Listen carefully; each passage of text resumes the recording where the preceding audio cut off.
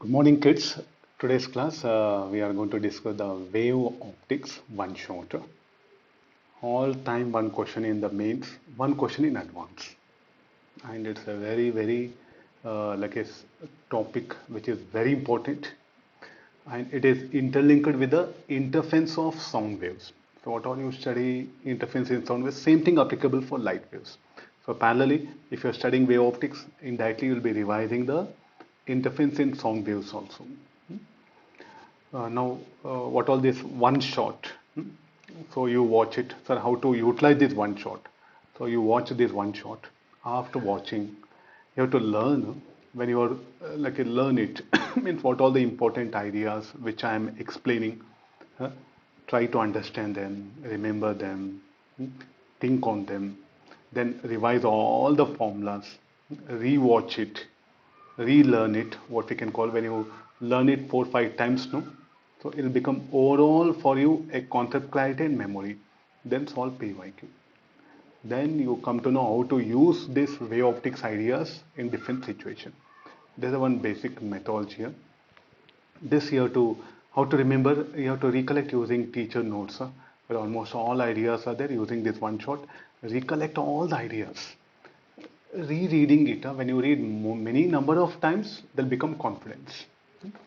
So we'll see what all will, how to plan for this wave optics one shot. So we'll be having the wave optics one shot. Interference of light. Basic, what do you mean by interference? The basic definition of interference. The next, Huygens wave theory of light. Just a brief idea, that one. Then YDSE setup. I think all 80% of problems are based on YDSE only. So this YDSE setup. Then YDSE with slabs and YDSE immersed in liquid.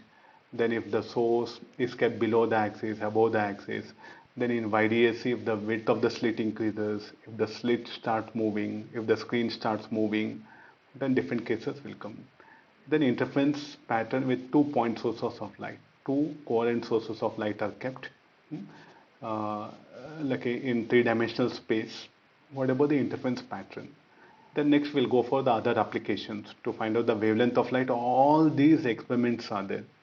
One, Lloyds mirror, then Fresnel biprism, Newton's rings, Billet lens, interference in thin films. All these are experiments. That you should know the basic experimental setup and the formulas. For exam point of view, the basic experimental setup and the formulas. Here the numericals, maximum numericals will get in this YDSE. The fourth and the fifth one is what will get the all the application problems. And 8, 9, 10, 11, 12 is all about the simple experiments and based on the formula you have to remember. This is one basic planning. So after watching this one shorter, make a list of all the formulas. Anyway, I'm going to explain all the formulas. After getting all these formulas, then remember them, read it regularly. You have to revise that. After revising that, then what you can do is you can parallelly solve the PYQ, JEE Mains. Those who are preparing for advance, you have to explore more numericals. Think on different types of numericals. Then you come to know what is all these different ideas. Okay, then kids, this is about the planning for the wave optics. Just what do you mean by Huygens theory of wave theory of light? There's a point source. The point source of light will emit the wavefronts, spherical wavefronts. Then every point on a wavefront will be like a secondary source. They will start emitting light. Then from there the wavefronts will come in this way. The wavefronts emitted by that will come in this way. Then this source will be continuously emitting.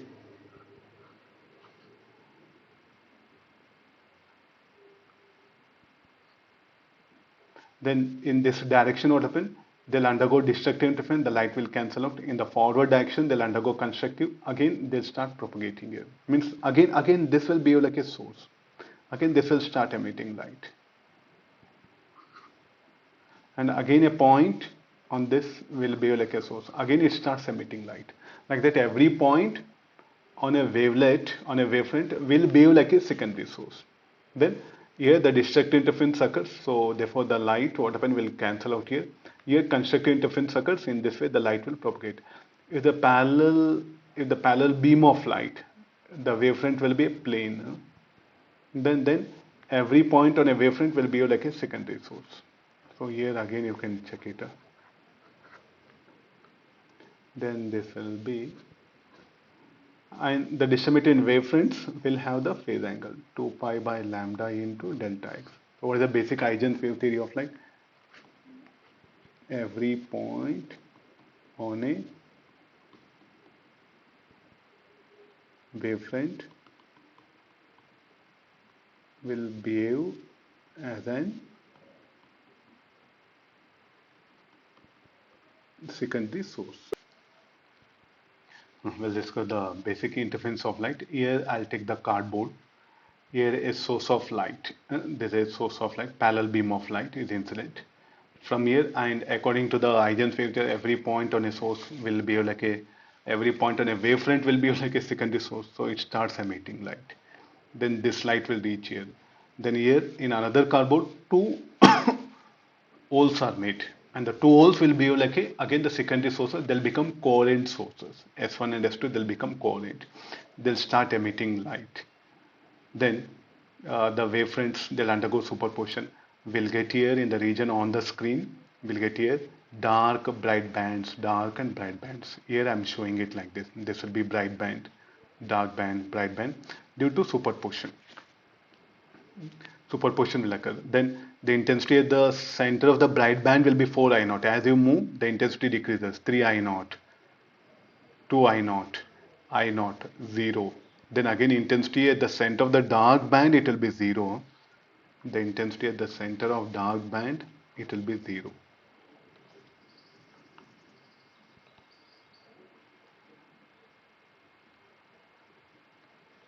Okay, agreed? Like this, the superposition will take place.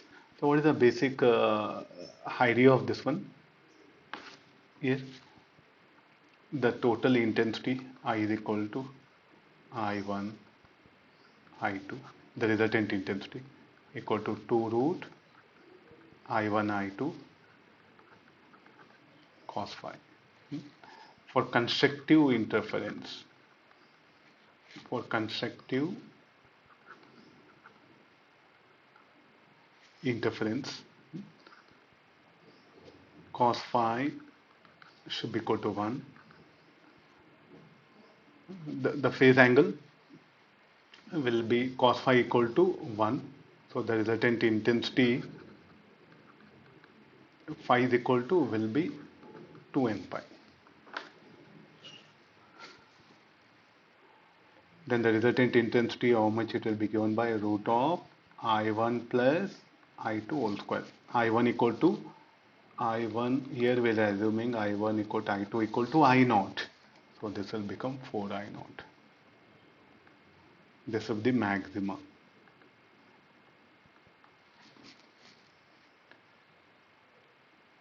Constructive interference. For destructive interference,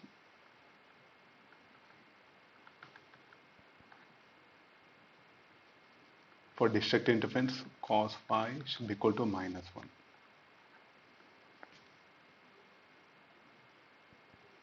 Then this should be equal to how much? Phi should be equal to 2n -1 pi. N equal to 1, 2, 3, we can start here. Here n equal to 0, 1, 2, 3. Here n equal to 1, 2, 3, 4. Then the minima is given by root of I1 minus I2 whole square. Since I1 equal to I2 equal to I naught will be 0. Like this particular wave emitted will have intensity I naught, will reach here. The wave emitted by this source S2 will reach here. They'll undergo superposition here. If the phase difference depends upon the path difference. If the path difference is equal to n lambda, then constructive interference. If the path difference 2n minus 1 lambda by 2. Then this will be destructive interference. Already you know all the basic theory. Once again, I'm just putting that one. How the intensity will become 4i0 and 0 at the destructive. This will be here, destructive interference will take place. Means the wave will come from here and also will come here, will undergo destructive interference. Fine. Okay, now we'll go for the basic YDSE setup. A monochromatic light. What is this? This is a monochromatic light of wavelength lambda. It is incident. These are the two slits, S1 and S2.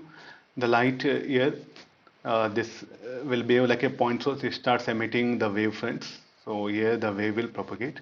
Here this slit S2 also will behave like a point source of light. From here the wave fronts will come, will reach point P. They'll undergo superposition. On the screen, I'll see the pattern, interference pattern, bright and dark bands. This is the variation of intensity graph. This is a graph. Variation of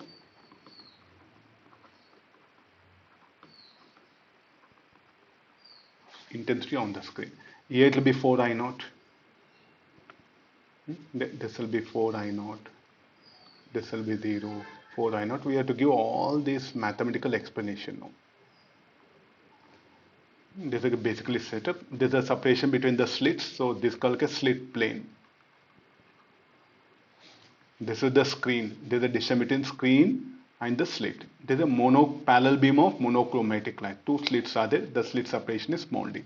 There is an interference pattern on the screen, and the variation of intensity on the screen is given by this one. So we'll discuss some mathematics involved in this one. So actually, the light will come from here. There's a parallel beam of light of monochromatic light of wavelength lambda is incident on the slit. Here the light will propagate in this way. This is S1. So at point P it will, S1P is the path length of the one of the ray. S2P is the path length of the one of the wave emitted by the slit S2. Both will undergo superposition. Then compared to S1P, the wave 2 will cover more path. No, what is the extra path? This is the extra path. This path difference will determine the phase difference. Okay, we'll proceed now mathematically. So how do this path difference depends on what? So from here, if you look at this triangle, the line made by S1P and S2P with horizontal will remain same. The reason for that, D will be very much less than capital D. This distance between the slits, vertical separation, this will be very small compared to this one, because the D usually will be of order millimeter. This will be of order meter. Definitely 1 millimeter will be less than 1 meter. So the slits will happen. The separation will be of 1 millimeter. Then the line joining S1P and S2P will make an angle, equal angle. These two, S1P and S2P, they'll make same angle theta with horizontal. Even the reference point OP also will make same angle theta.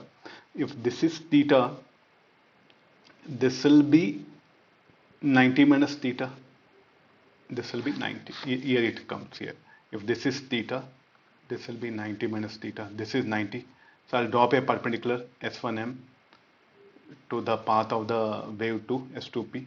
Then this will be 90 minus theta. This will be theta. And from this triangle, so what we can write here, sine theta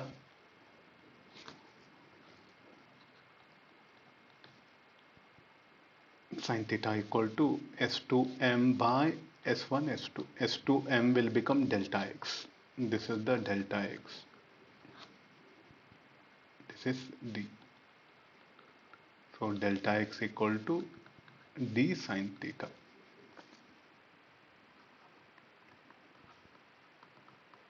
There's a basic concept of try to understand. Rest all everything, it's a formula we can manage.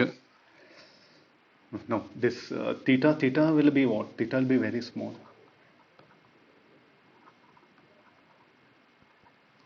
So what we can write here now, this sine theta, we can write it as tan theta. So delta x equal to d tan theta from this triangle here. This triangle, this is called like a axis. From this triangle, OPA, this triangle. So this I'm indicating here. So what is tan theta? Tan theta will be y by capital D. So y equal to, no, y equal to delta x d by small d. Now we can get the position of this maxima and minimas. Now for maxima, what is the condition? Path difference should be equal to n lambda. Path difference to get the position of maximas. So here we'll proceed like this. To get the position of maximas,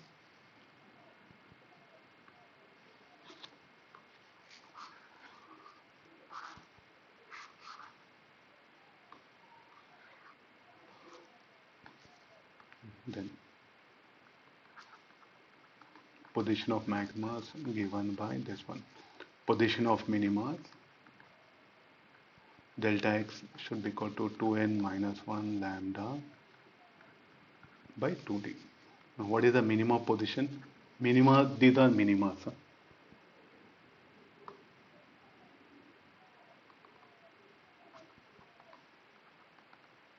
So there's a first order, this will become central maxima.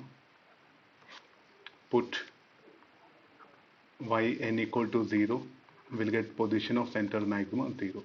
Put n equal to 1, position of the first order maxima will get. Bright fringe also, maximas means bright fringe we'll call it. The maximas are called as bright fringes.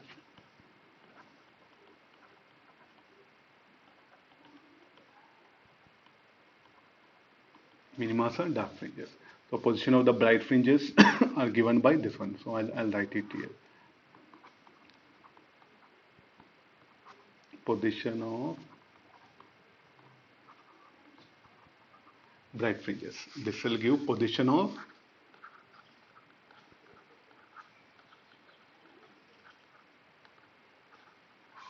dark fringes. So this will become lambda capital D by D.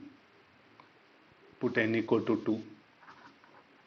Second bright fringe, 2 lambda capital D by D. Like this, so on. Similarly, to get the minimas, put n equal to 1.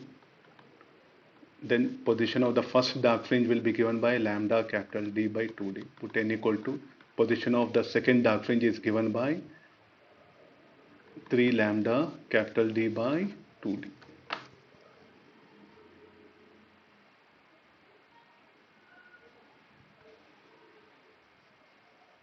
Like this we can indicate here. This will become YB1. So here I'll indicate like this. This will be D1, B1, D2, B2, D3, B3. And pattern will be symmetric. D1, B1, D2, B2, D3. So this will indicate the position of bright fringes. This equation will give the position of dark fringes. Okay, fine. And these conditions are very important, all this mathematics. Okay, now we'll define the fringe width. What do you mean by fringe width? The distance between the center of dark fringe to next dark fringe, or the distance from the center of the bright fringe to the next bright fringe will become fringe width here. So the fringe width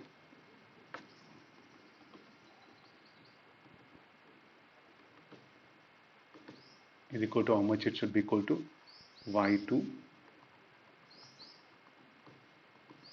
So this will become 2 lambda capital D by lambda capital D by D. So lambda capital D by small d. This distance, or one bright and one dark band. So this will become, in the diagram I'll show it. What I mean by fringe width, we can also measure like this. But in lab, you should measure from 4I0 to 4I0 or 0 to 0. In lab, you should do measurement like this.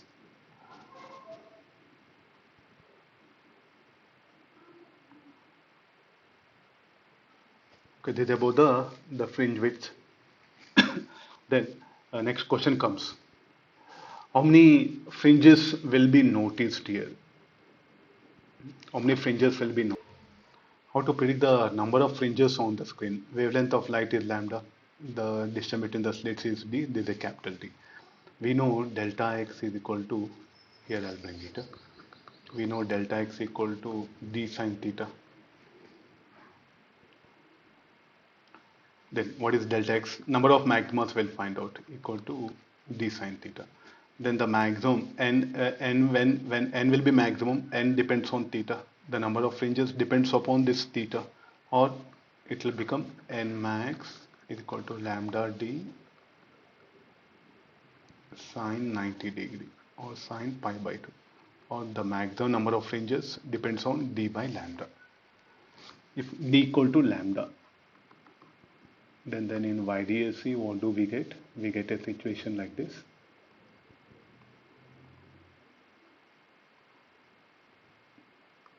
One central maxima, then d equal to lambda, the first case. Then we'll get the maxima, they will be at infinity. These things will be at infinity. Pi by 2, this will be at infinity.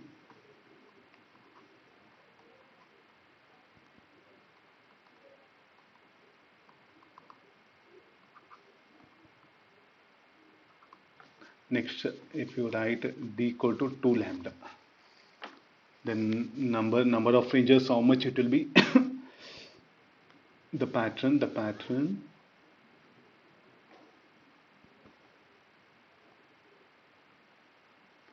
here central maxima,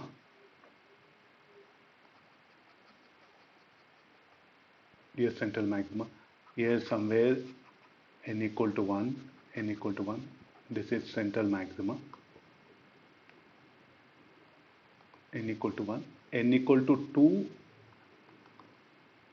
where it will be there at infinity.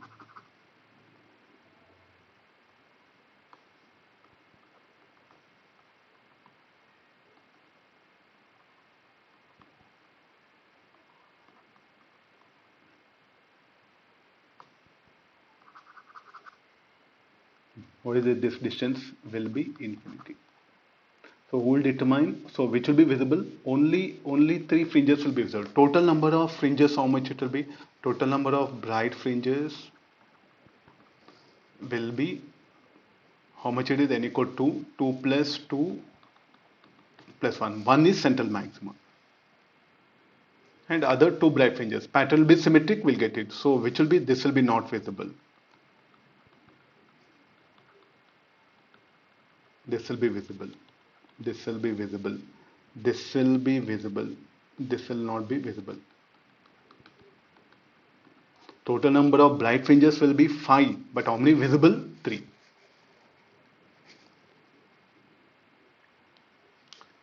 Getting this idea? So like this, if you go for, say like a d equal to, say like a some 10 lambda. Total number of fringes will be how much? Total number of bright fringes will be 10 plus 10 plus 1. 10 will be above the axis, 10 will be below the axis, 1 will be central maxima. Then how many will be visible? Visible will be only 19, because the 20th will be at infinity.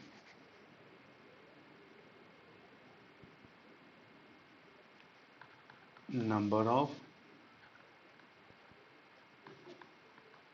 fringes visible on screen will be 19. But how many are formed? How many are generated? 21 generated, but only 19 is, because the 10th one will be there at, because from central maxima n equal to 0 will come. N equal to 1, 2, 3, 4, 5, 6, 7, 8, 9. 10th will be at infinity. So only the 9th one will be visible for us. So total number visible will be 9 above the axis, below 9 below the axis, and 1 central maxima. Number of fringes visible on screen will be 19. Total number of fringes on the formed will be 21. I think practically you should be very clear. Practically, this is a practical. Like this, there's a conditions which will determine how many fringes will be dependent. So this number of fringes depends on what? Number of bright bands formed on the screen depends on d by lambda. Okay, clear?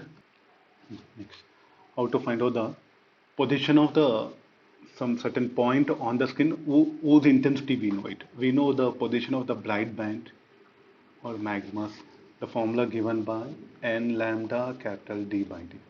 The position of minimas are given by 2n minus 1 lambda capital D by 2D. So therefore from this we can look at, so what is the position of the first dark band? It will be at a distance of lambda capital D by 2D. What about this position? I want this position, this length, I want this length. So what is the method for that? We know the intensity at that point. From the intensity information, we will calculate the particular, the path difference, the phase difference, path difference. From that, we'll locate the position.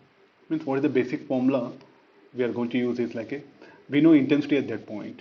So what is the basically resultant intensity is given by I naught plus I naught 2 root I naught cos phi. What is the phi?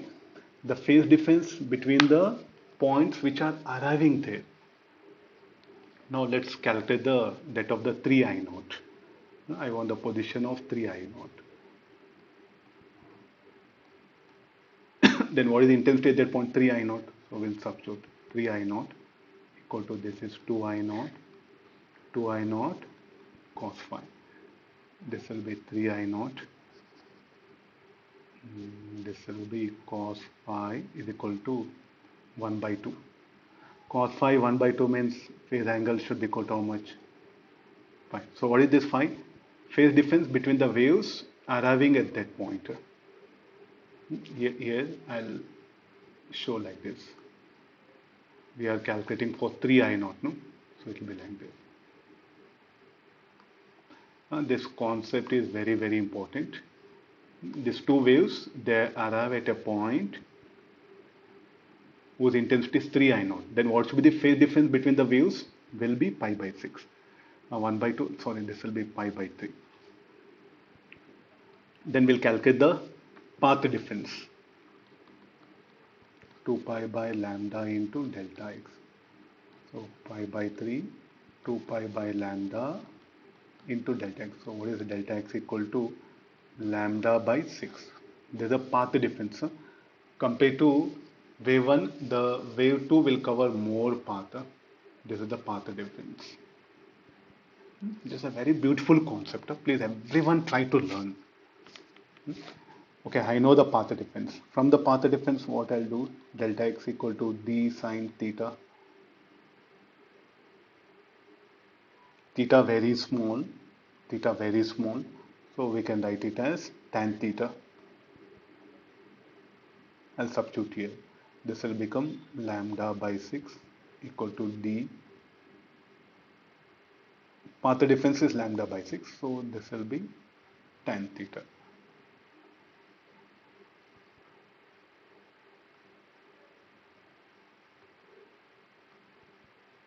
Tan theta equal to lambda by 60. What is the tan theta? Here I'll draw a diagram. This is theta. This is a point O. This is a point P. And this distance we are calculating. This is a capital D. So what is the tan theta? Tan theta will define this as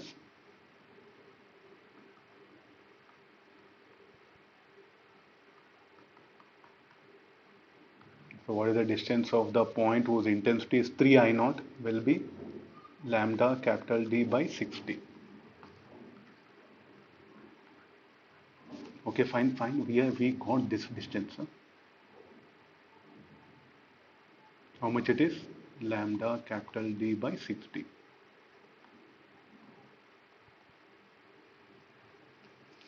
Similarly, we have to work out what is the position of the point. This is very important. Like a problem explaining that one. Similarly, we'll calculate the 2I naught. Same diagram. We'll calculate the distance of the point whose intensity is 2I naught from the axis. What is the intensity? 2I naught. What distance it will be? So directly the resultant intensity is given by 2I naught cos phi. The resultant intensity is 2I naught.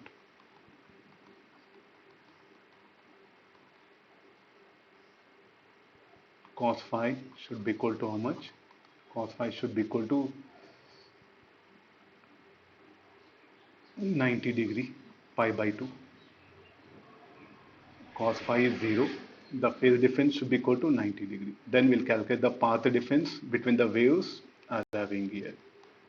So this will become pi by 2, 2 pi by lambda into delta x. So delta x equal to lambda. Path difference between. What do you mean by path difference? Compared to wave 1, the wave 2 will cover extra additional path of delta x. And for that to occur, it should be equal to lambda, the path difference. Then we know the path difference. Then delta x equal to d sine theta, d tan theta.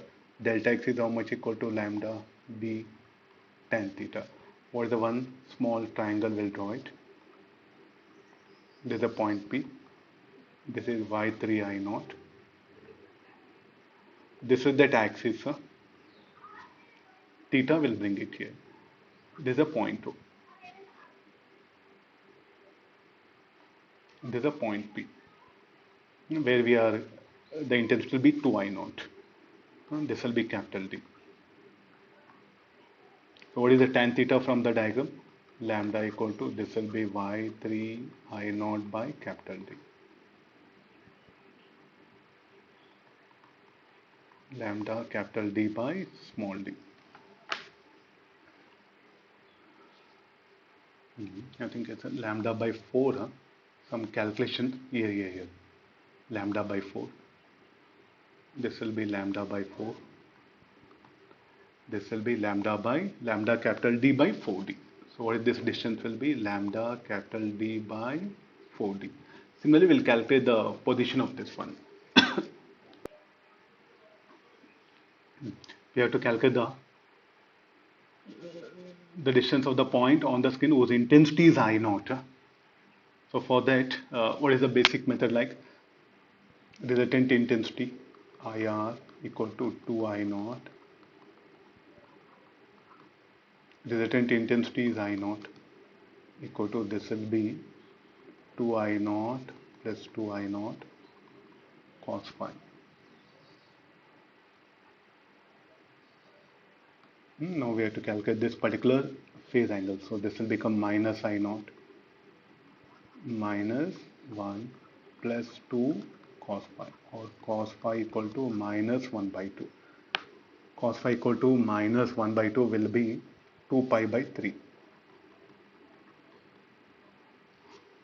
The phase angle will be phase angle. So then we'll calculate the path difference. 2 pi by lambda delta x. So 2 pi by 3 equal to 2 pi by lambda delta x. So path difference between the waves will be lambda by 3. If path difference, then this delta x equal to d sine theta or d tan theta. Here, this triangle.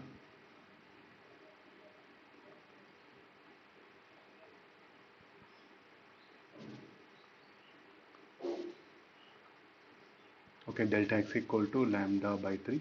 Tan theta from this triangle, point PO, this is the axis. So this should be equal to how much? D tan theta. Tan theta will be yi naught by capital D. So yi naught equal to lambda capital D by 3D. Fine. So these are the methods which you can find out the intensity of any point on the screen.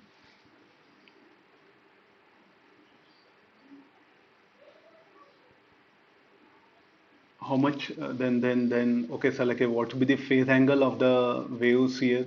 Here it will have zero phase. Let's come for this. So this is the YDSE setup. A parallel beam of light is incident of wavelength lambda monochromatic light. The light will pass through the slit, will undergo superposition. On the screen, will get bright and dark bands. What is the path difference of the waves arriving at various points on the screen, where the central maxima, first order minima, first order maxima, first bright band, second dark band. Here the path difference of the waves arriving here will be like this. So let's take the D3 here. What is the D3? Path difference of the waves arriving at the point D3 here. This will be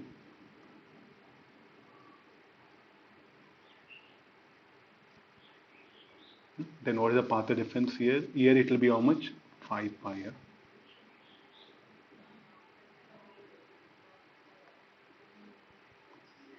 Then how to calculate this position? Y D3.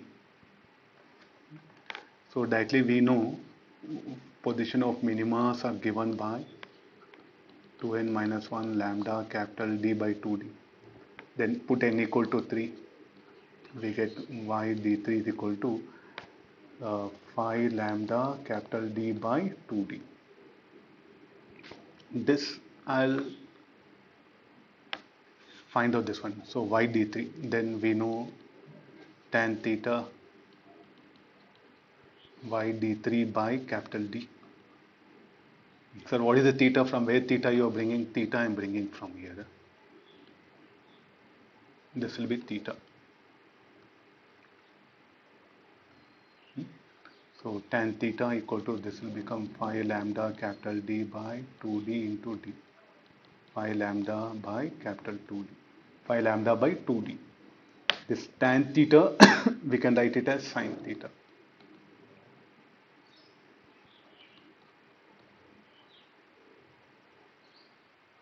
Then we know delta x is equal to d sin theta. Then this will become 2 pi by lambda. D sin theta will be 5 lambda by 2d.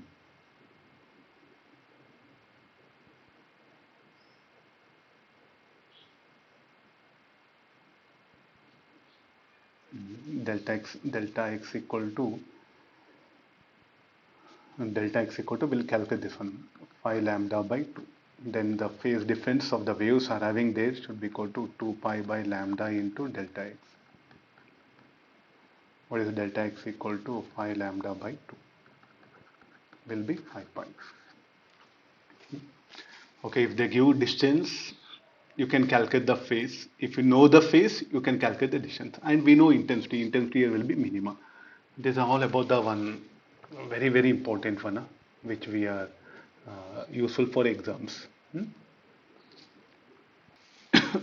So what is this 5 pi? 5 pi is the phase difference of the waves at the third minima. Like that, we can mathematically analyze here. There's a one basic condition. Next we have the optical path length. One of the ray, one of the wave emitted by the light source will pass through the slab of refracted mu. The other will pass through in air. Then due to this optical path length, we'll have the path difference. What is the path difference? Will be given by mu1 minus t. This will be the path difference of the waves. This path difference will determine the thickness of this particular slab. Similarly, if there is a surrounding medium is mu naught, then what is the path difference of the waves when they arrive here? When they arrive, what is the path difference? Then the delta x is given by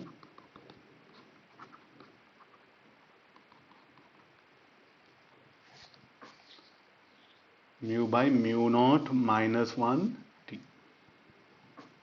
This is the path difference. If surrounding medium is air, then mu minus 1 t. Like this, the path difference between the waves. So by bringing a slab, we can introduce a path difference. There's one basic condition. Now this is the YDSE setup, a monochromatic wavelength of light is seen normally on the slits.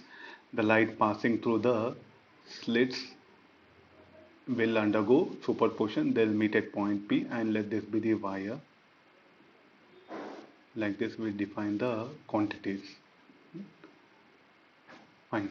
Now, where the central maxima? This is the central maxima.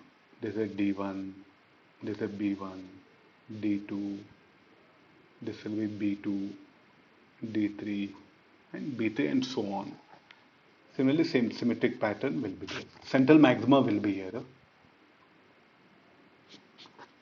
Then, what is the position of the bright bands? Okay, the same setup earlier used. Now I'll introduce the slab of refractive index mu, thickness T. So we'll discuss again the same concept. Then what is the basic method here? There will be path difference due to geometry. Okay, fine. Delta x dash. There will be path difference due to this slab also. There is a path difference due to geometry. This is. So if you see compared to ray 1, the ray 2 will cover more path. So what is the extra path it will cover? This is delta x dash. Then due to this introduction of slab also, there will be path difference. No, net path difference will calculate. So delta net path difference, this should be equal to S2P. So these two rays, they move in air. Then S2P minus S1P dash. S2P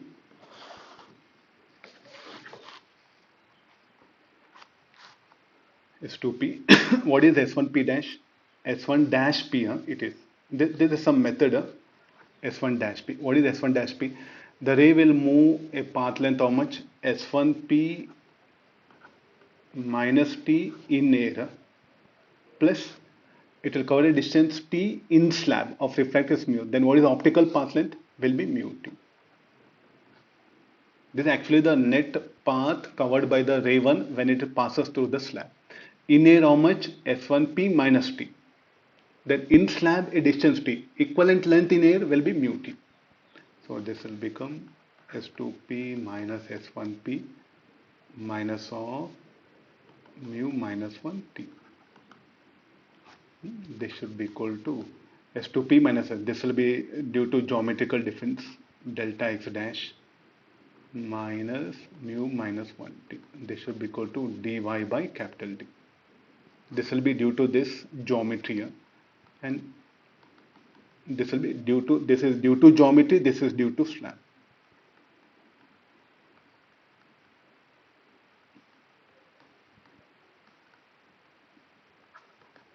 I am interested in position of the maximas. For maxima n lambda equal to dy max by capital D mu minus 1 into T. So y max is equal to n lambda capital D plus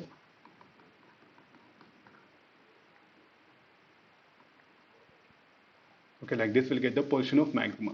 Then put n equals 0, we'll get the position of the central maxima somewhere here, roughly. It's a rough thing. YCM. How to get the position of central maxima? Put n equal to 0.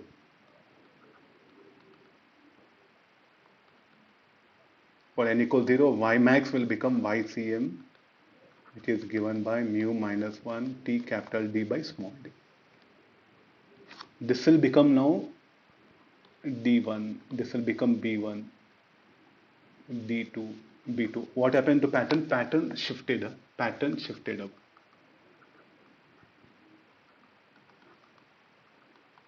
Why pattern shifts up? Because you put slab at upper slit. Okay, fine. Then what is the order at the axis? This n axis. What is the order at the axis? Which order of fringe will be at axis? For that, y should be 0.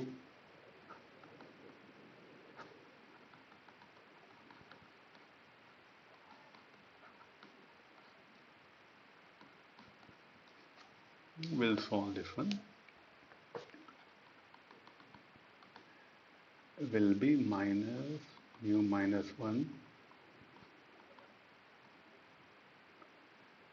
mu minus 1 T by lambda. Now what do you mean by negative sign? Like the order of fringe below the central maxima will lie at the axis. I want to find out what is the order of fringe exactly opposite to S1. Then what you should write here, Y max equal to order of fringe exactly opposite to slit. Should be equal to, we don't know that one, ns1 lambda capital D by D plus mu minus 1 T capital D by small d.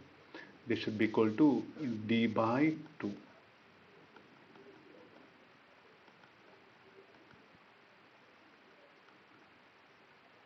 Okay, solve this. We'll get the order of fringe exactly opposite to the slit S1. Next, minus D by 2. Exactly, we'll get order exactly opposite to slit S2.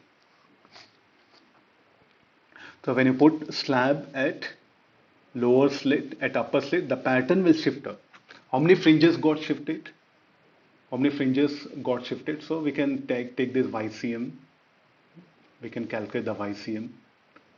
Then we know fringe width. Then number of fringes shifted we can calculate. Or order at the axis we know. From that we can calculate number of fringes shifted up. Next we have the YDSE with slab at lower slit. If I bring one slab or thin film at lower slit, so where the central maxima will be here at the axis only. Okay, fine. So how to get the position of maxima minima, already we know formula. If you put the slab at lower slit, the central maxima will shift down. This axis here, order of interference at the axis will be here, and this will be position of central maxima. Okay, we'll work out all. The net path difference should be equal to S2P dash minus S1P. Here S2P dash minus S1P. What about S2P dash? S2P minus T plus mu T minus S1P. So S2P minus S1P mu minus 1 T.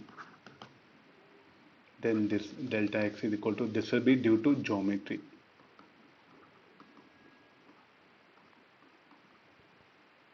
Then for maxima, n lambda dy max capital D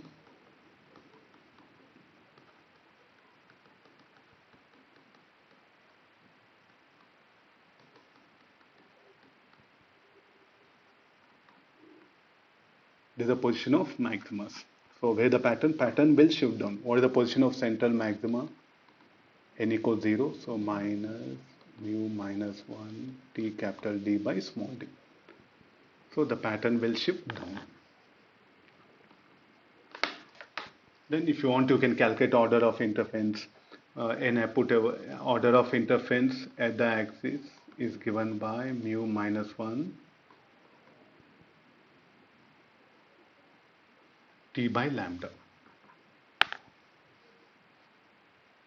This will be order of interference at the axis. So the pattern will shift down. So what is the basic idea? Pattern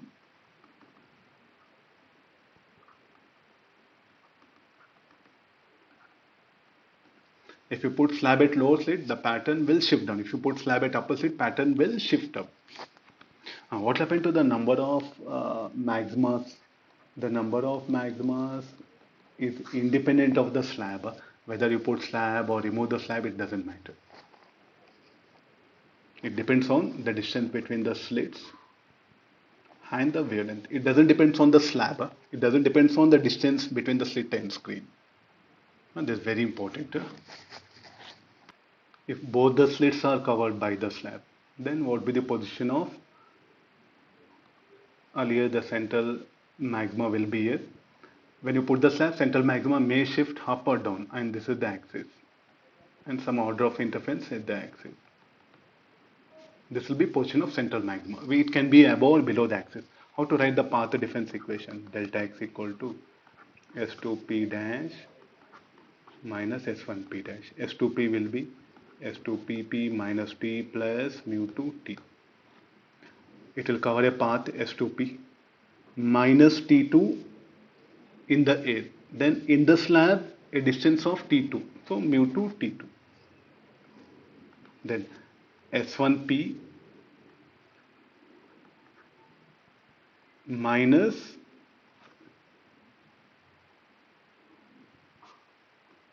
S1P minus T1 in air. In slab, mu1 T1. So this will become S2P minus S1P plus mu2 minus 1 T2 minus mu1 minus 1 T1. So this will be delta x equal to, due to geometry, this will be due to geometry, plus mu2 minus 1 T2. This should be equal to n lambda dy max by capital D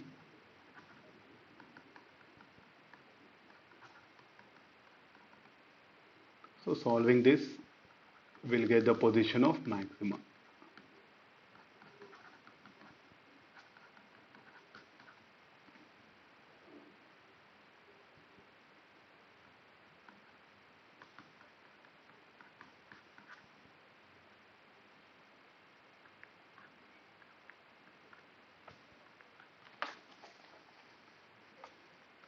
If two slabs are there, so this is a general idea.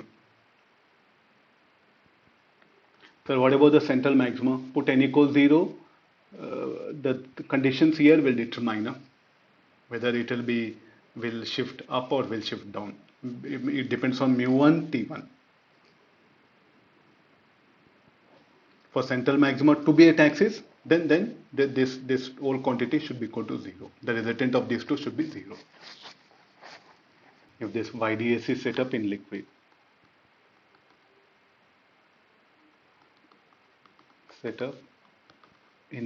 then with slab also we'll discuss. If there's in a liquid, then what's the method here? Now in wavelength of the light in air is lambda. What is it? Strictly we'll write lambda. Lambda is wavelength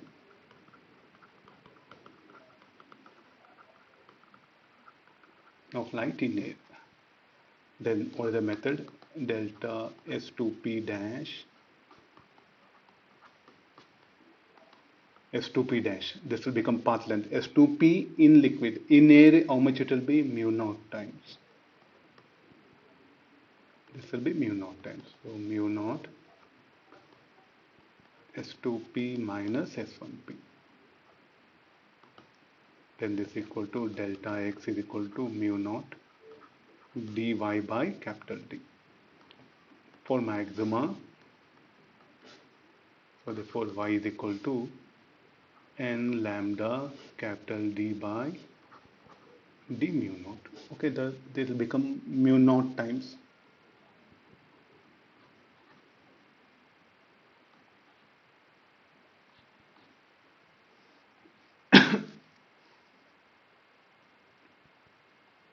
okay, fine. So it will be then what will happen to fringe width? Fringe width will decrease. D lambda by mu naught D. The fringe width earlier, if it were air, mu naught will be 1. Because of some liquid, mu naught will be greater than, the fringe width will decrease. The fringe width here, this is the fringe width. What will happen to this fringe width? Will decrease. In air, it will be some value. In liquid, if it is immersed, fringe width will decrease. Now, if both the slabs are put, mu1, mu2, T2, T1, and also there's a liquid, what method we should apply it? I'll bring this diagram separate. For the YDSE setup in liquid with the slabs. So we'll start like this here. The path difference S2P dash. Now where is S2P? This S2P is there in the liquid, no? So this will become mu naught times S2P dash minus, this will be mu naught times S1P dash. Mu naught S2P dash will become S2P minus T2 plus mu2 T2. Already we have discussed this previous example. This will be S1P. The net path will be plus optical path length mu1 T1. This should be equal to n lambda, where lambda is the wavelength of light in air.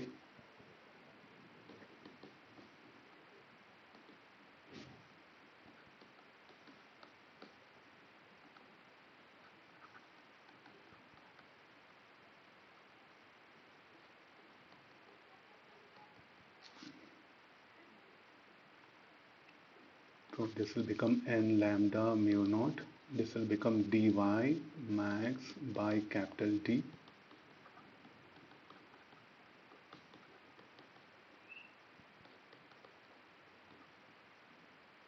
Y max equal to n lambda capital D by mu naught minus of plus mu1 T1 minus mu2 minus 1 T2.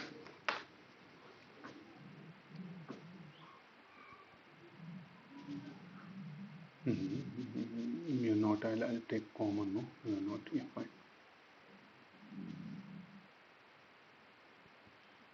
This is the YDSE with liquids. Next, YDSE with source of the axis. If the source is not there on the axis, what method we have to apply? This is the axis. Look at the source. Source is not there on the axis. Then, what conditions have to be applied here? The ray of light, the monochromatic source of light, it will enter here. Then, a light emitted by the source will enter the slit S2. Here we'll get a condition like this.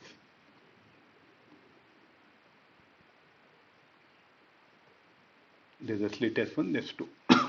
So this is a source of light.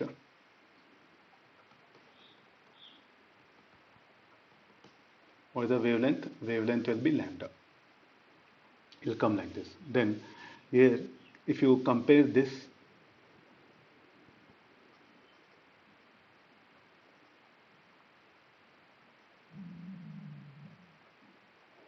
delta x dash, this will be, or delta x dash, this will be delta x double dash. Compared to ray 1, the ray 2 here will cover more path before slits. Compared to ray 1, the ray 2 will cover more path after the slit. So what is the net path difference? We should add up. So this delta x dash already we know it. We know how to calculate. Now we have to calculate this particular thing. So here also it will make same angle.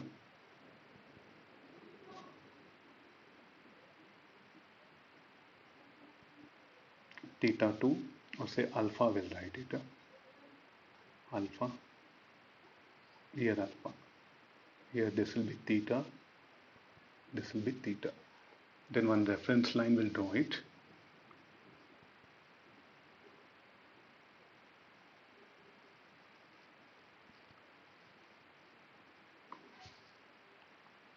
A lot of some geometry is involved.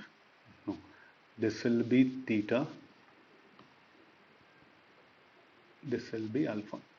If this is alpha, 90 minus alpha, this will be alpha, this will be theta. Then what is a sine alpha equal to delta x dash by s1 s2. Similarly, sine theta equal to delta x dash by s1 s2.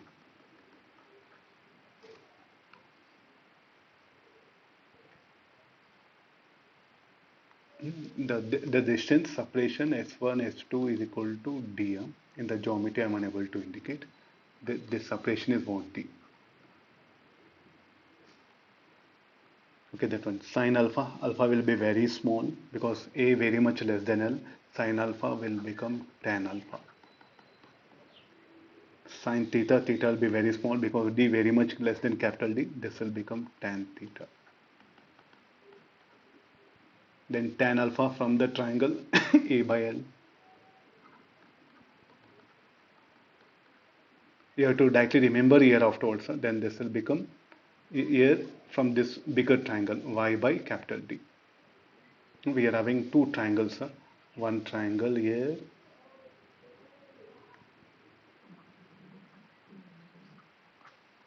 The other triangle.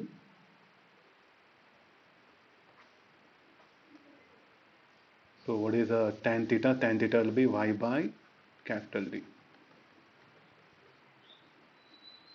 No, the net path difference should be equal to, I should add up. Why we should add up? Because the same ray 2 will cover more path before and after slits. So this should be equal to delta double x dash will be y capital D by small d, AD by L. We are searching for maximum. Then y max is equal to n lambda capital D by small d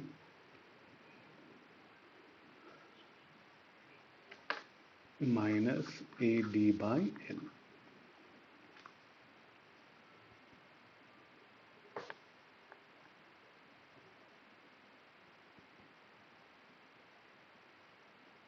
Delta x dash equal to how much? AD by L. So this will become AD square L by capital D.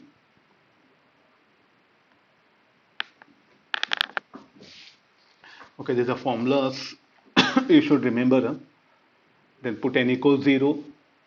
If you put n equals 0, where the central maxima will be down. So central maxima will be downward. If source is above the axis, central maxima will be below the axis.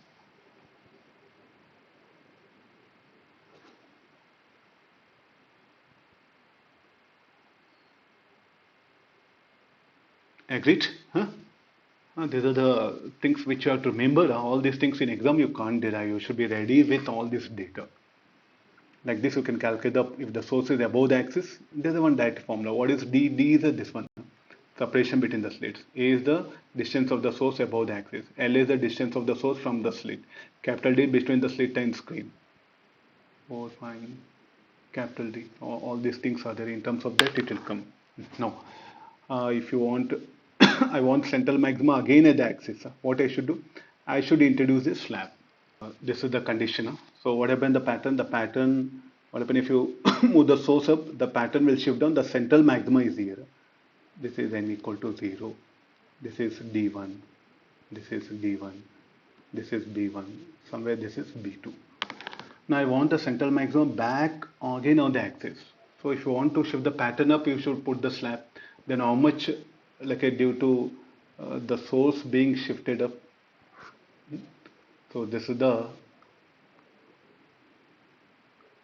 amount which the pattern got shifted due to the source above the axis. No? Then if you bring a slab here, then the pattern will shift up. Then the shift due to the slab should be equal to the shift due to the displacement of the source. So directly we can bring the condition here. So therefore the formula will be, I'll take help of this one.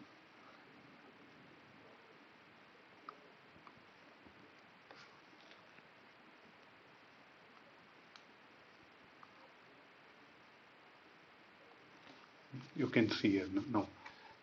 How much, when you put a slab, how much the pattern will shift up? The pattern will shift up by a quantity mu minus 1 T D by capital D.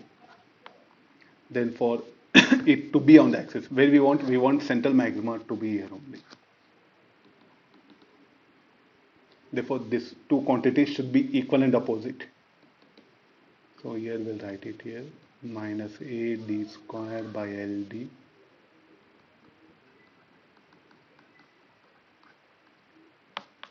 So what should be the thickness? Thickness should be equal to AD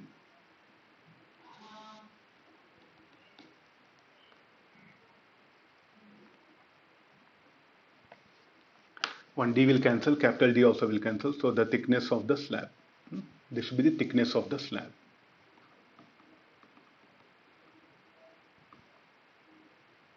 The slab will, the central maxima again will be pulled back to this position. Now where you want central maxima, there you can decide. The same condition again. Here the one. And the ideas will be same.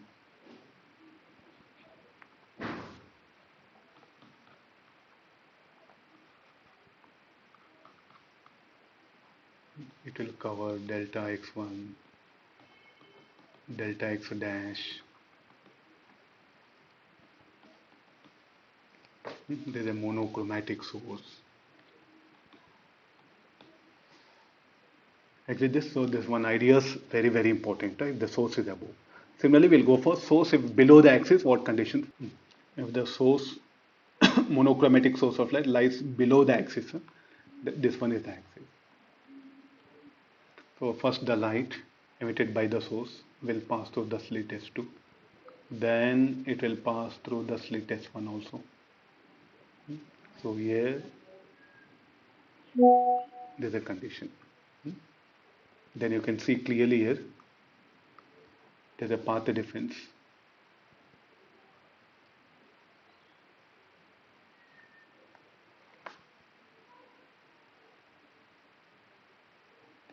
Then this ray will cover, this is slit S1. This ray 1 will cover more path before slits. Ray 2 will cover more path after slits. So this path difference, let it be delta x dash.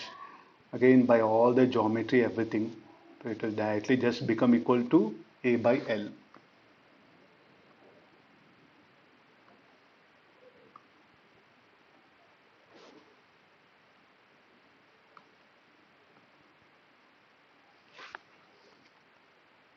We'll define the quantities here. This will be theta, this will be alpha. This will be alpha, this will be theta. So the net path difference should be equal to, the source lies below the axis. Before the slit, ray 1 will cover more path. After this, the ray 2 will cover more path. Then the net path difference should be equal to delta x dash minus delta x dash. Delta x dash should be equal to dy by capital D, or this is equal to d sine theta. This should be equal to d sine alpha from here, where S1, S2 equal to d. Tan theta, tan alpha. This will be y by d. This will be A by L. This is n lambda, where y max is equal to n lambda capital D by d plus this will become AD by L, AD square by LD, where the central magma will shift above. So this will become D1, D2, B1, B2. Central magma will shift above the axis. You have to remember this formula, very, very important. And what is the condition again? A very much less than L, D very much less than capital D. Sin theta will become tan theta because of that. Sin alpha will become tan alpha because of this condition.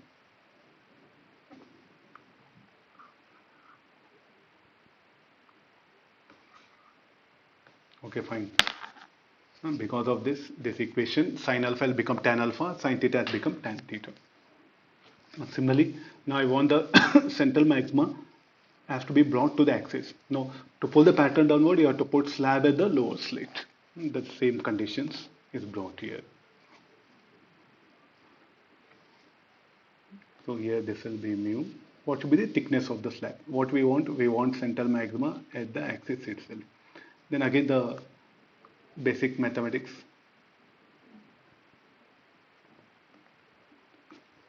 So this will be delta x double dash. This will be delta x dash. This is alpha. This is theta. This is alpha. This is theta. Then how much it has moved up, that much it should be brought down. No? So what is the net path difference, which is equal to dy by capital D minus the same previous equation, n lambda capital D.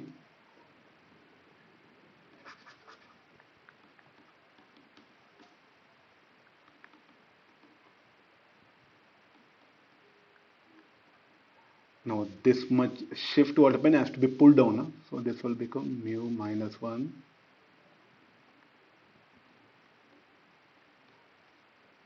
So what should be the thickness of slab? AD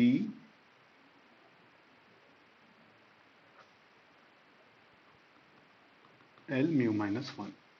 If the thickness of slab is this much, if it satisfies this, the pattern workman will be pulled back, or the central magma will come back and settle at the axis. We have to put the slab at this point. Now, all these formulas, conditions you have to remember. These are directly you have to remember for exam. Of course, so much of things are there. YDSE you have to manage. This is very, very important. Next we'll take the conditions. If the plane of the slit starts moving, what will happen to the fringe width? We know the fringe width is given by lambda capital D by small d. Capital D in place of capital D, it will become x. So the fringe width will start decreasing as the plane of the slit starts moving. X will decrease, the fringe width will decrease. What will happen to the maximum minima? Maximum minima. So here the central maxima. Then we'll get the B1, D1, B2, D2. Similarly here below D1, B1. What will be the state of them? Will they be attached or will they be also moving? Then we know position of maxima. Position of maxima are given by n lambda capital D by small d. And this is further n lambda x by d. So the velocity of maximas are given by n lambda. Dx by dt will be v by d.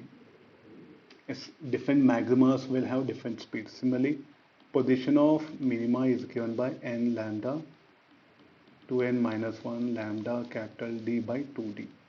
So this will be 2n minus 1 lambda x by 2d. So velocity of minima will be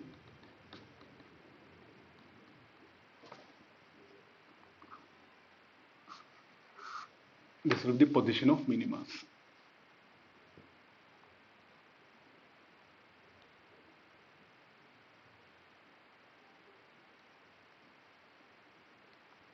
Okay, fine.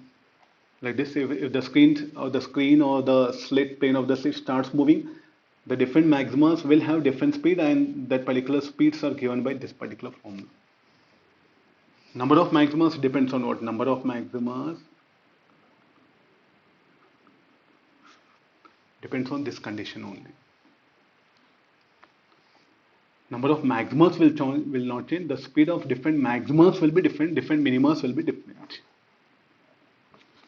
Okay, you have to remember this, very important. Next we have the YDSE with bichromatic light. Then what are the conditions will be? We know the maximas y max equal to n lambda capital D by small d. Then the wavelength positions of this will be y max will become n lambda 1 capital D by small d. Y double dash will be n lambda capital D by d. Like this we can locate the position of maximum minimum due to individual wavelength. Lambda 1, lambda 2. So then particular maximas will coincide. So then that case it will be like a n1 some nth order, or this I write capital N. So this will be n1 lambda 1 small d is equal to n lambda 2 small d. So n lambda 1 equal to n lambda 2. Then the order of interference which will merge depends on this wavelength. This is a bichromatic light. Bichromatic means the incident light will contain two different wavelengths, not monochromatic.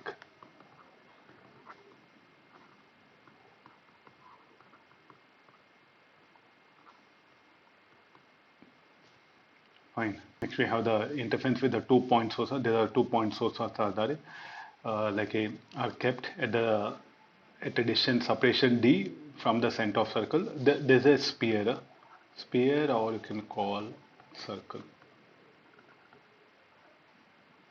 Then ray of light, it will go at point P on the surface of the sphere will calculate the position of maximum minima. Then compared to the ray 1 will cover this much of extra path.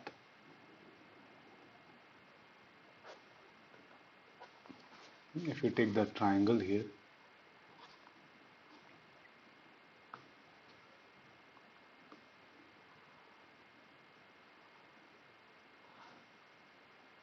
this is S1, this is S2, this is a perpendicular, this is theta, this is distance d, this is x. Then what is cos theta? Cos theta equal to delta x by d. Delta x equal to d cos theta. Then for maximas, n lambda. cos theta equal to n lambda by d. So if the separation, first case, if d equal to 3 lambda, then what do we get? We get equation cos theta equal to n lambda by 3 lambda will be n by 3. What are the possible values of n? N equal to 0, 1, 2 and 3. So how many maximas will get n equals 0? 1, n equal to 0 will get this is the maxima. N equal to 1 will be here. N equal to 2 will be here. N equal to 3 will be here. Similarly, we'll get the position of maximas will be here.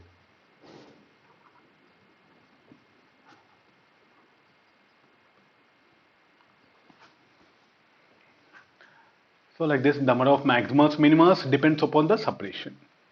And how to calculate the height of the maxima, height of any maxima, that should be equal to tan theta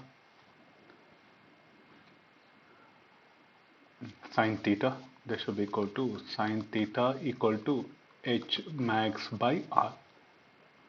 We know sin theta, so from here 1 minus cos square theta h max by r. H max equal to r into 1 minus cos square theta. Cos square theta, we know the value. Now the substitute this one. This will become 1 minus cos square theta will be n square lambda square d square. Like this we can calculate the height of the maximas. Number of maximas depends upon the separation. If the 2D will get 3 maxima, if the 3D will get 4 maxima. We'll take the next condition. Now this is the screen. 2 point sources. What are S1, S2? S1 and S2 are point sources. Then compared to ray 1, ray 2, compared to ray 2, the ray 1 will cover more path.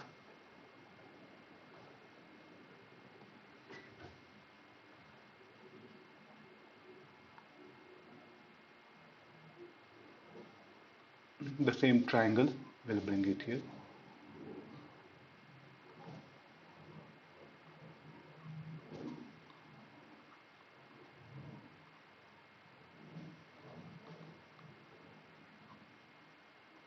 This is theta. Cos theta equal to delta x by d. Delta x equal to d cos theta.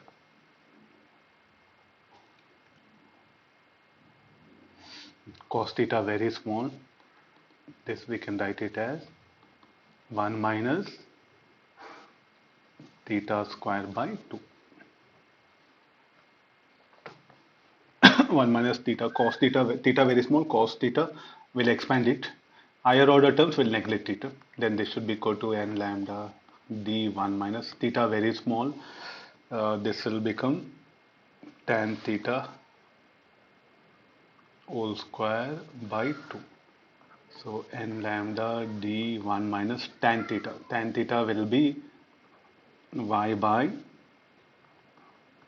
y square by 2d square. So the position of maximas are given by n lambda by small d. I'll simplify one step. N lambda by small d 2d square equal to 2d square minus y square. So y is equal to 2d square minus n lambda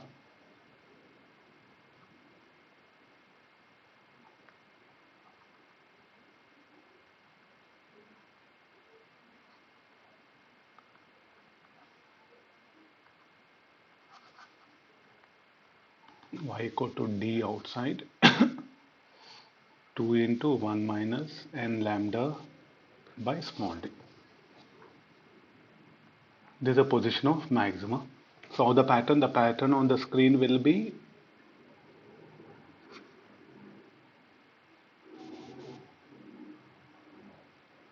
circular rings. And what is y? Y is the radius of the nth order ring.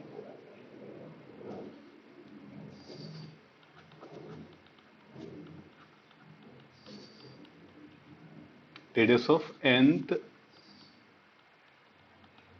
bright ray. The Y we are going to measure in this way.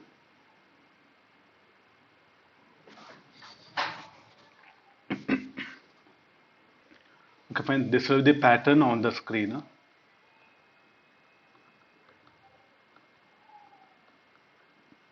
And order of interference here depends on d by lambda.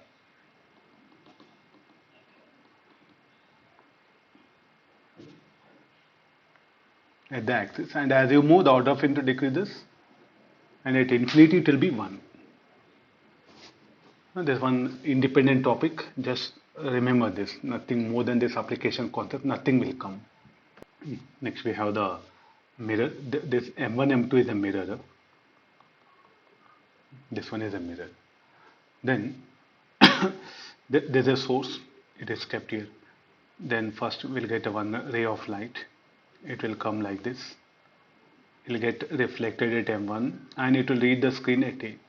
Then another ray of light will get reflected at the other edge of the mirror M2 and will reach the point B. Then any other ray will get this one. So now we'll get a even direct rays. These direct rays are missing. I'll show it here. We'll get even the direct rays. What are these? These are the direct rays. Direct rays, from where they are coming? They are coming from the source. There are two set of rays are there, one direct and other indirect waves.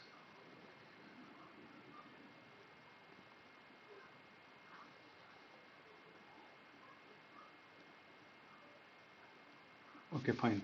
So this will be the direct rays. Direct rays I'll show by 3 arrows.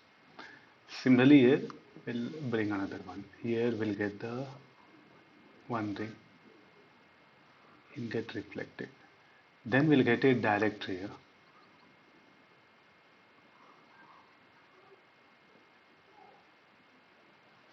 So many rays are there. Try to follow that one. Means in this region, what do we get? We'll get the direct ray. The direct ray I'm showing by the red line. I'll show the direct rays by red color. And the indirect rays by black and green color. So in this region only what we see the interference pattern. Okay, sir, only one source, they vary the other source. The image formed by the mirror weapon will become another source and both will be coherent. This is the image actually. This is actually object and its image is formed. S2 will become image of the source. So this will become coherent sources. And they'll emit light and we'll get a rays like this.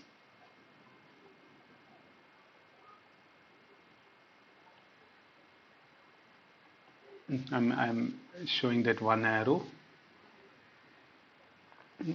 The source S1 will emit light in all directions. So those rays of light which are lying in the region M1, M2 after reflection will reach the region AB on the screen. Then we'll get the reflected light and we'll get the direct light. Both will undergo superposition. There's a path difference. And due to that, what happen? We'll get the similar to this, like a YDSE pattern. This will become separation D. Then the fringe width is given by lambda capital D by small d. What is small d is equal to? Small d is equal to 2a. Separation between them. But where do we see the pattern? Pattern we see only on the in certain region. Here no interference. No fringes. Here also no fringes. We'll see only fringes in certain region because there only we'll get both reflected and the direct light. What about here OB? only direct light. What about above AB? Above A on the screen? Only it will be direct light.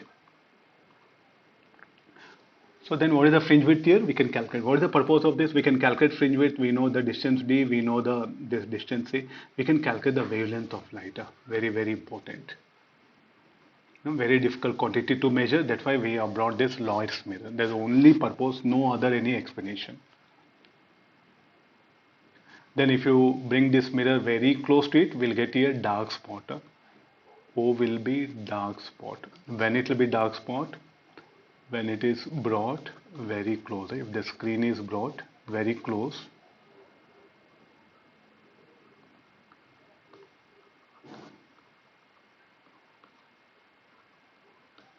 then what about O? O will be dark spot.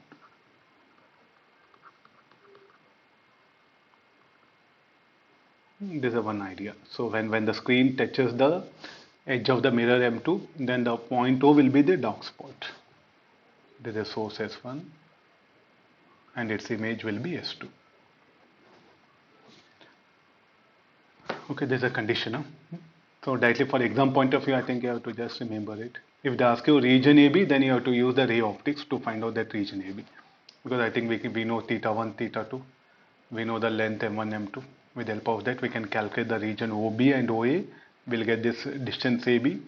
Then number of fringes we can calculate. So what is the distance AB equal to? Distance AB is equal to fringe width into number of fringes. So we can calculate AB from geometry, we know fringe width. We can calculate how many fringes are formed on the screen. Next experiment, we have the Fresnel biprism. Here is monochromatic source of light is kept here. Two prisms, their bases they are joined like this. A ray passing through the prism will undergo deviation. Then next we'll get some rays they'll undergo. This will be the interference pattern. In this region only the interference pattern will be visible. Then this will become undeviated ray. So in this region only you'll get. So we can go for number of rays here. No? Here it will come like this. Then here the rays will undergo superposition. We'll get the interference pattern. Then what about the separation? The separation D is there here. This will be the deviation delta. And the same delta will come here.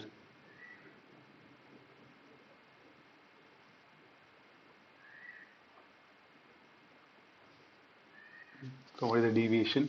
The deviation is given by mu minus 1 into angle of prism, where this will be angle of prism.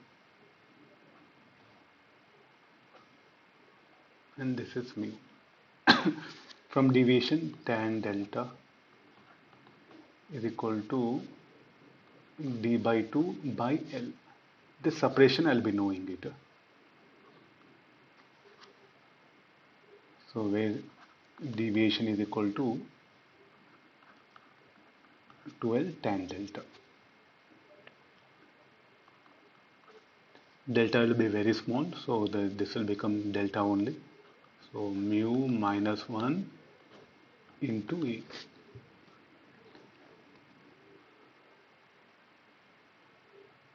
Then, okay, on the pattern, I'll calculate the fringe width. The fringe width is beta. It is become lambda capital D by small d. So what is the further small d? Small d is given by 2L mu minus 1 into E.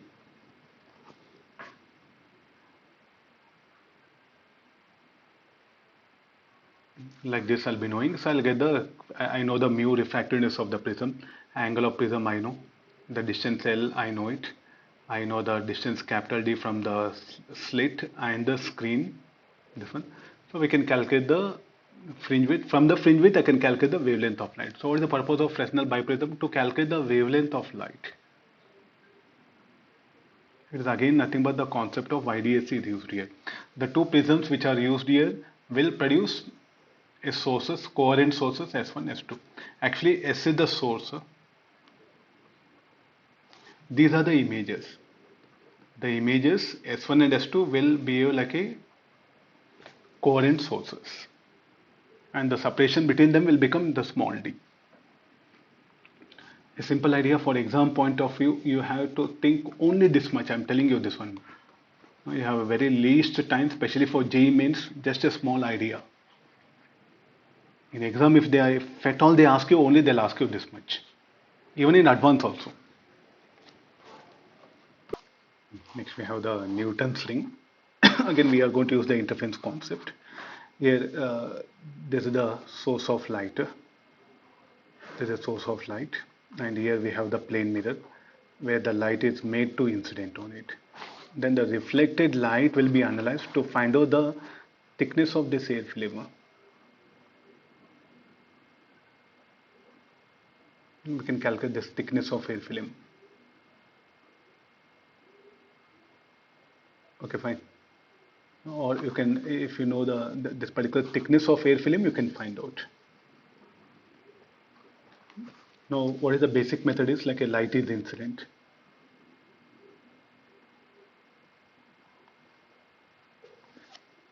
Here the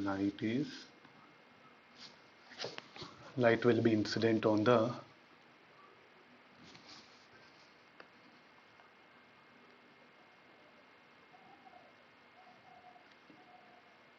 will be incident. Then a part of light will be reflected. The reflected light I'll show by red color like this. Then this will be reflected by whom? By the air. Here we are having air film.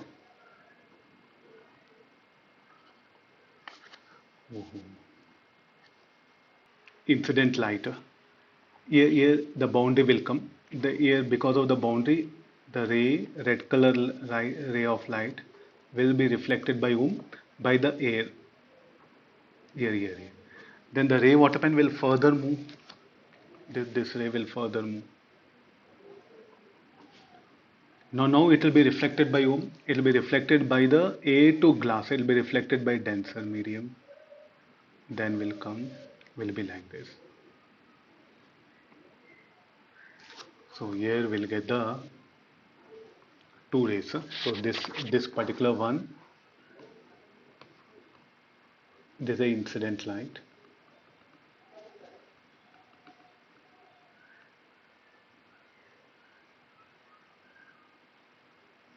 No, this is the reflected by air. This is reflected by glass. They will have the path difference, and this particular thing where that particular reflection occurs, that will become T.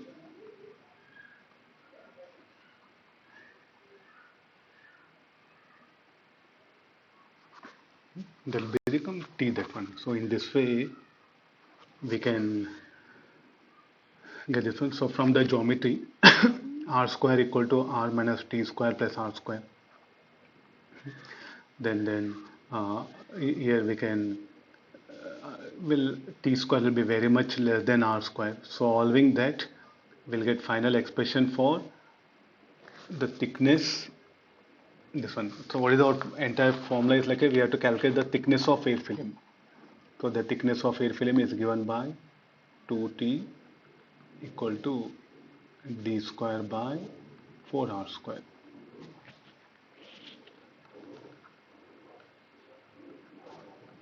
I know the thickness. I can calculate thickness of air film. I know the diameter. What is the d? D will be diameter of the ring. This d I'll find out from the traveling microscope using this one, where d equal to 2r. I know the radius of curvature of the lens. I can calculate the thickness of the air film. This is basically it is used to find out some thickness. You don't need much exam point of view. Only you should know this particular formula. So what is the radius of the nth bright ring? The radius of the nth bright ring is given by n lambda capital R.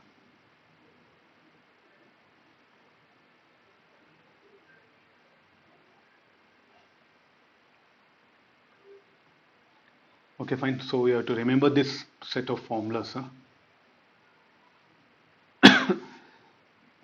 where the radius depends upon 2RT, the radius of the nth bright ring, that we can calculate using this particular formula in terms of where T is the thickness of the film. That already I did, thickness of air film. So here these will undergo superposition, and From the superposition, we have derived this particular formula. Now, why the center it will be dark spot? Because the ray which is coming here will be reflected by a denser lens, and the incident ray, there will be path difference due to the when wave reflected by denser medium. This will have zero phase. Pi, this will have some phase or zero. So due to reflection pi, due to path difference, there will be some phase angle. So the net phase difference due to that, we can use this particular formula, radius of the end bright ray. In original video, I explained everything. In short, one shot now, I'm only discussing the basic formulas. Radius of the, there's a dark ring. Radius of the bright ring is given by 2n minus 1 lambda r by 2. We can calculate the wavelength also. What is the purpose? I can calculate the radius. I know the radius of curvature, I can get the wavelength of the light. This is one favorite experiment, a very best experiment to determine the wavelength of this incident light. Okay, next we have the billet lens.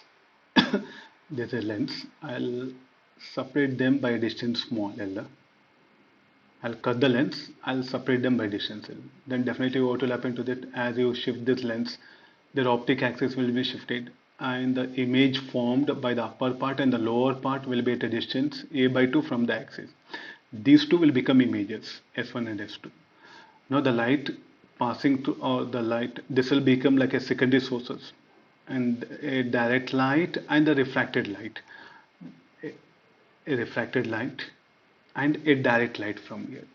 Both will undergo superposition, and this is the bands where we can see the interference region. In this region we can see the interference.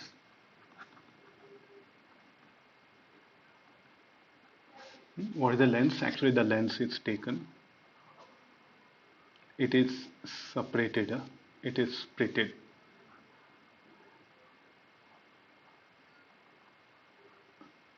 Then this separation is L.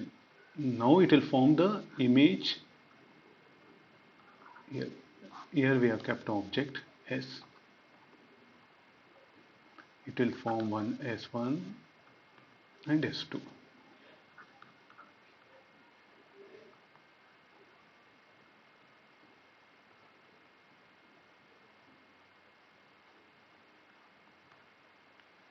Okay, got this one. Here we'll get the direct light as well as the refracted light. Then what is the fringe width is given by lambda capital D by small d. What is the distance capital D? Depends on L F by L minus F from the ray optics. And the separation between the images A depends upon this separation between the upper and lower part of the each lens, and also this separation.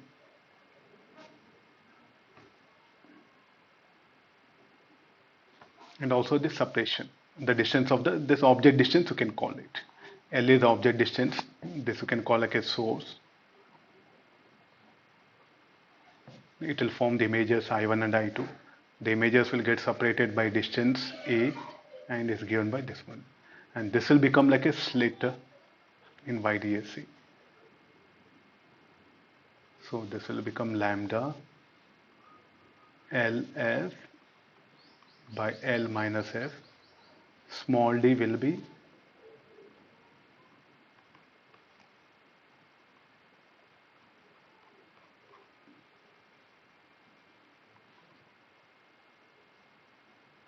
okay, this will be the fringe width. Now we can calculate the fringe width. We know the F, focal length of the lens. This is the focal length of the lens, and I know how much I separated the lens, because I separated the lens L. Then I can get the wavelength here. And this is actually for exam point of view, you have to remember like this. Now for in detail explanation, it's available in for even the video wave optics. Go and check it. Okay, fine. And this is about the billet lens, and the interference pattern will get only here. Next one, we have the interference in thin films. You might have seen some, if any oil spills on the road and some water will also, some if it is raining and if some any oil spills on the road, then we can see that particular uh, bright colors. No? Why do that particular thing happen? Because when sunlight falls on it, will undergo the reflection, and due to that we'll get the interference pattern. Similarly, the soap bubbles. There's oil spilled on wet road, and this is about the soap bubble. And if you look at the surface of soap bubble, we can see like different colors. Why do the different colors are visible? Due to interference. So first we'll discuss that one. So I have there's a film. Okay, now we'll consider there's the incident light. There's also incident light. So these two are the incident light.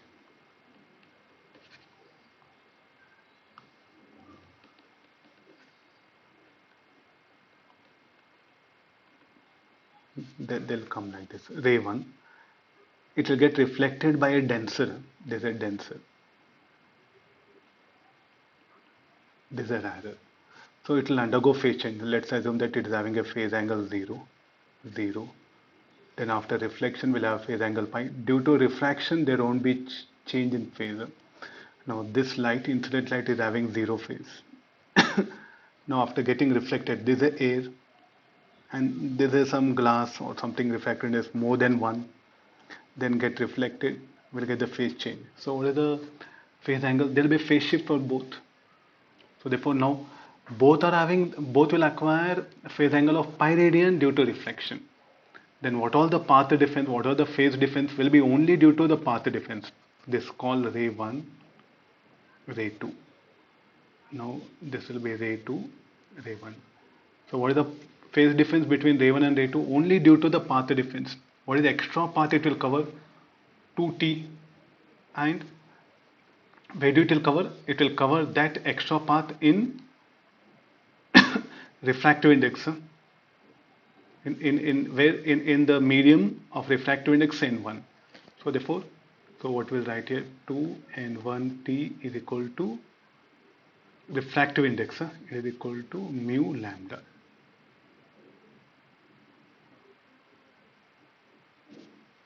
This I'll change symbol mu 2 mu 1.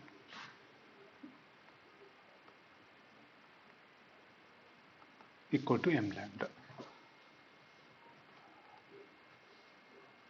What is m? M will be 0, m will be 1, 2, 3, 4 on.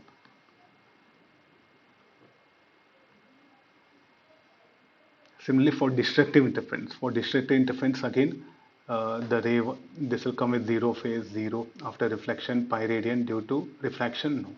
This will come with 0 after reflection will be pi. So there's a ray 1, ray 2, there's a ray 2, ray 1, ray 1.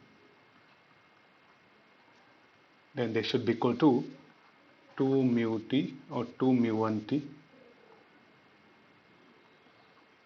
2 mu 1 t should be equal to 2 m1 plus lambda by 2. Where m equal to 1, m equal to 1, 2, 3, 4, it will start. M equal to, 0, 1, 2, 3, and so on. We are discussed due to reflected light.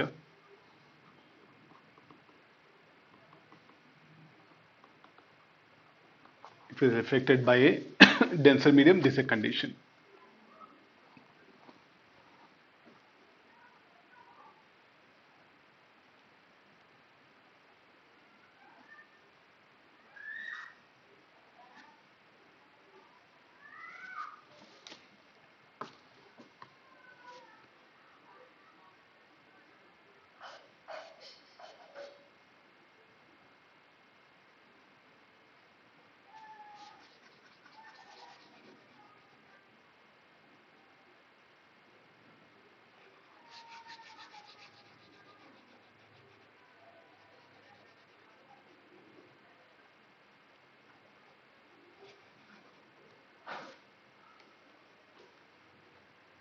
the interference in thin films due to transmission of light. This is the incident tree. 1, it will get reflected. 2, it will have phase angle phi, let this be 0. Now the same, due to refraction, due to transmission, no phase changer. Now this call 3. Now this third ray, it get reflected by a rarer medium, so no phase change. Now after reflection, it will become 4. Then again reflected by rarer medium, it will become 5 and no phase change. Then it will emerge out 6, no phase change. Now you can see this 6, the 7th, due to transmission, no phase change. So like this, the 6 and 7 will undergo the interference superposition. Then what is the path difference? So compared to 7, the 6 will cover the additional path is how much? T, in where? In the film where refractance mu t, then it's particular thing 2 mu t cos r. If r is very small, then this will become, due to transmission, how much it will be? N lambda 2 mu t only for constructive interference. If r is very, very small. If I is very small, r will be very small. Similarly, for distant interference, 2n plus 1 lambda by 2, 2 mu t. So this will be 2n plus 1 lambda by into 2 mu t, where n equal to 0, 1, 2, 3. Here n equal to 1, 2, 3. The 6 and 7 will undergo interference. Superposition occurs.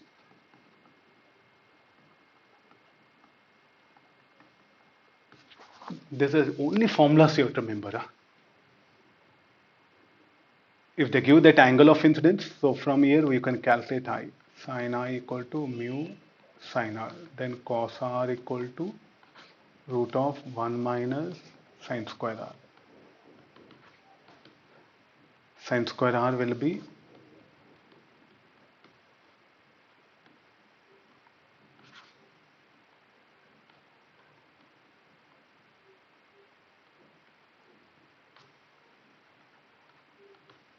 like this. We can find out the cos R value. If they give value of I, go for this. Other for normal incidence, you have to use this formula.